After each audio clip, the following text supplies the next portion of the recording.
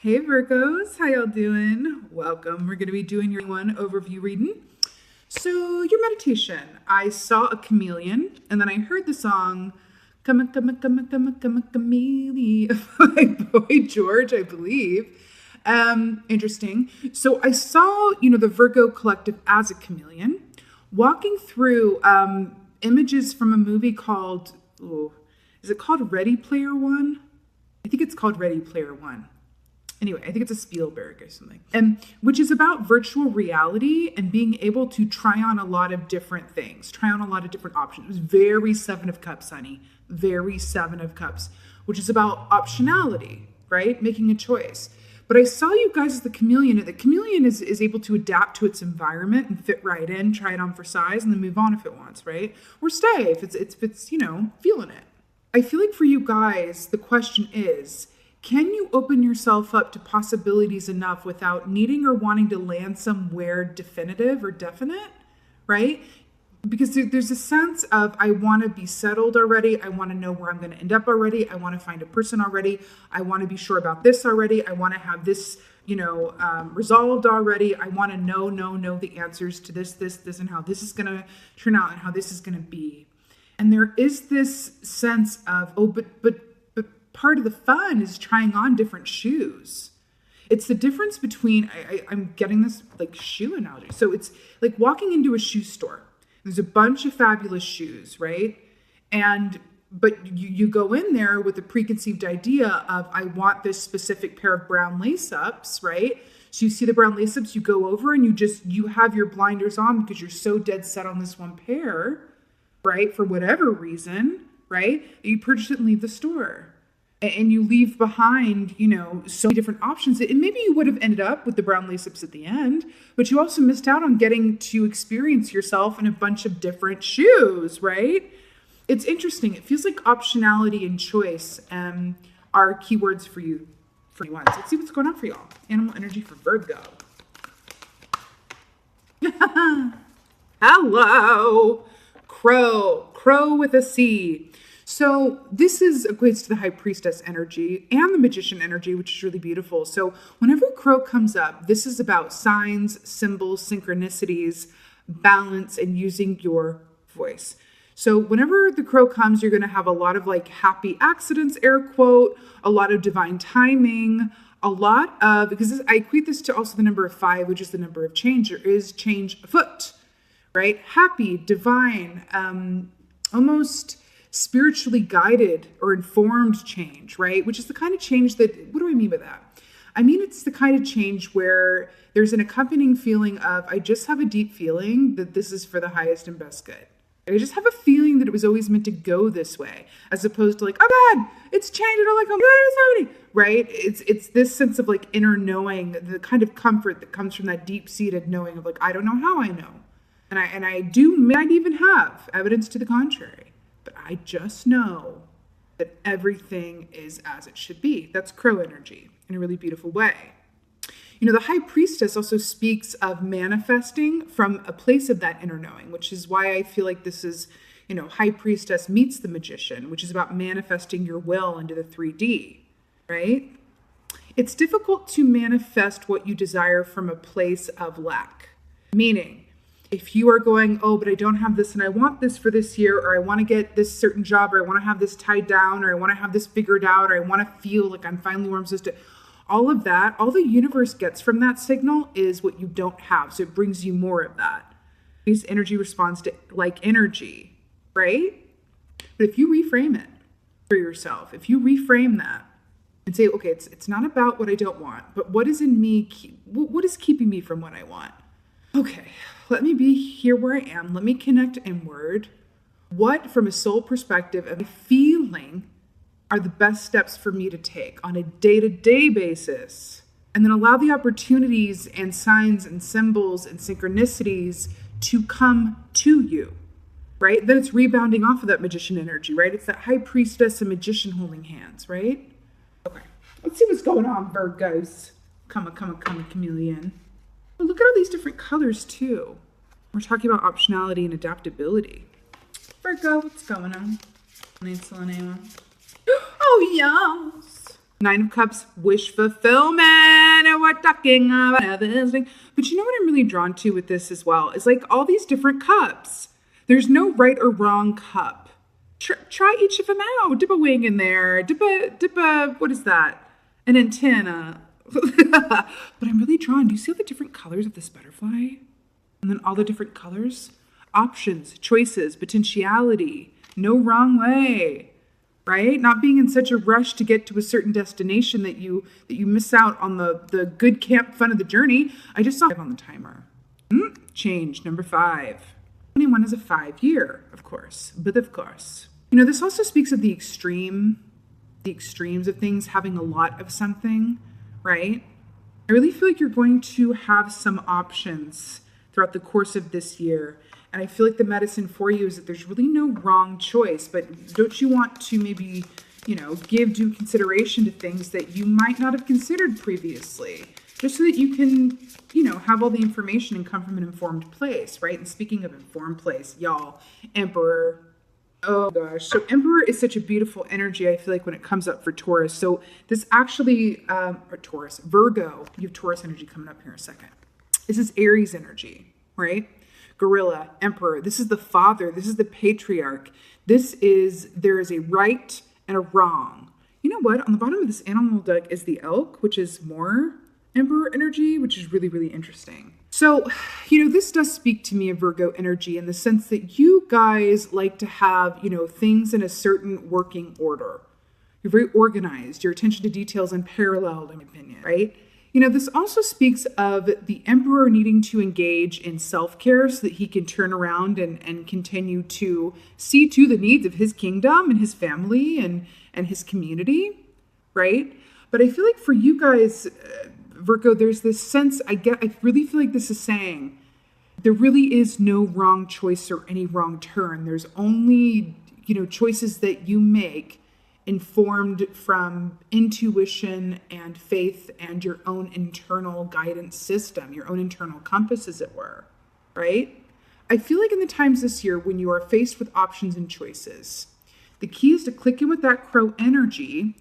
Allow the universe to deliver you signs and symbols, please. It happens. All you have to do is ask for it, right?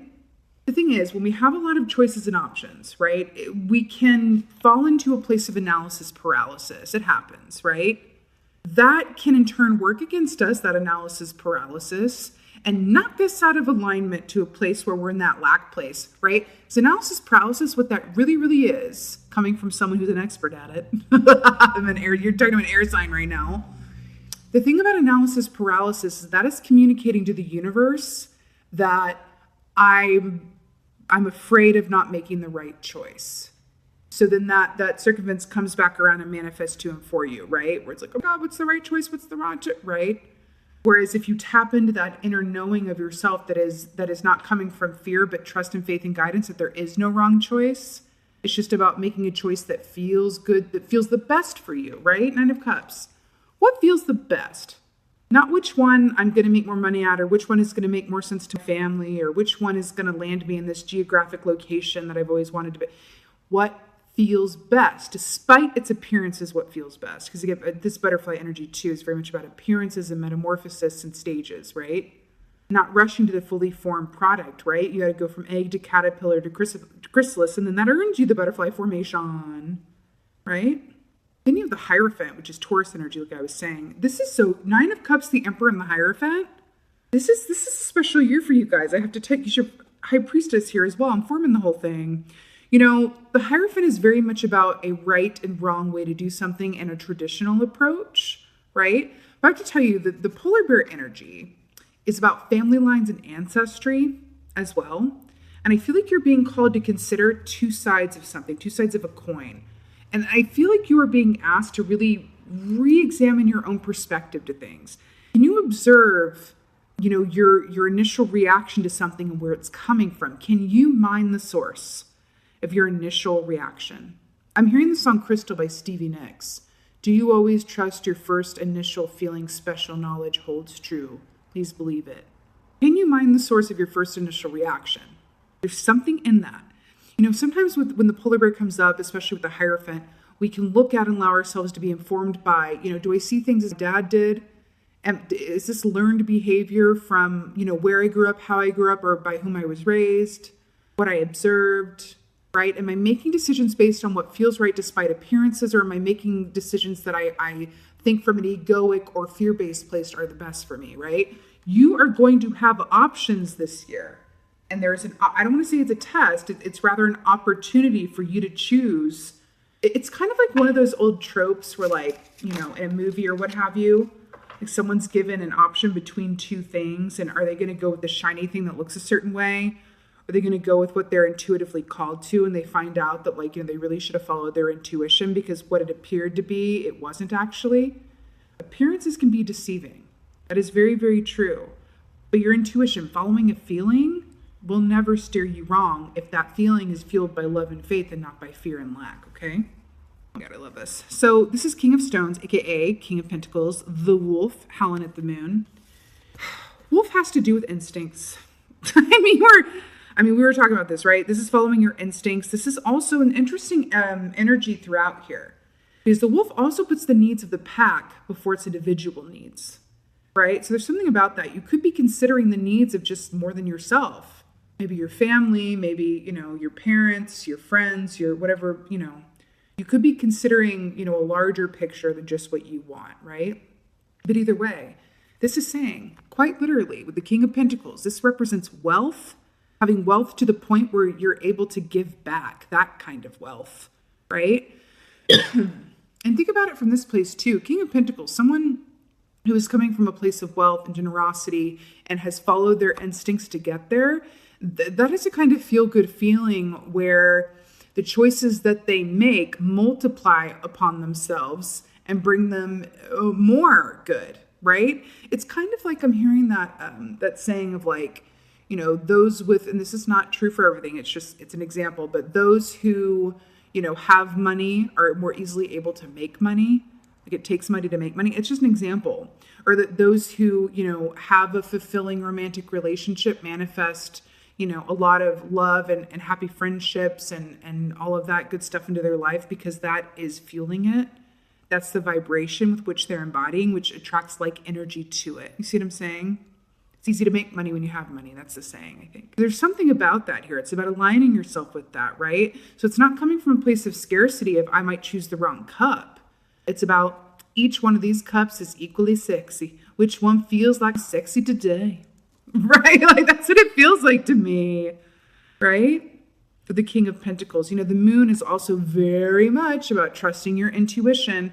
And then we have a repeated pattern here too of the moon representing aspects or ideas or beliefs or truths that are veiled or hidden or within our subconscious, right? Back to the High Priestess as well.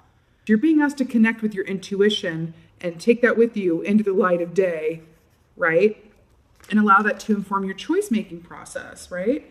The good news here, Virgo, well, it's all good news, but the good news is that you're going to have all these choices and options. You are manifesting. Now it's really about, what you want, what feels right, what feels good to you.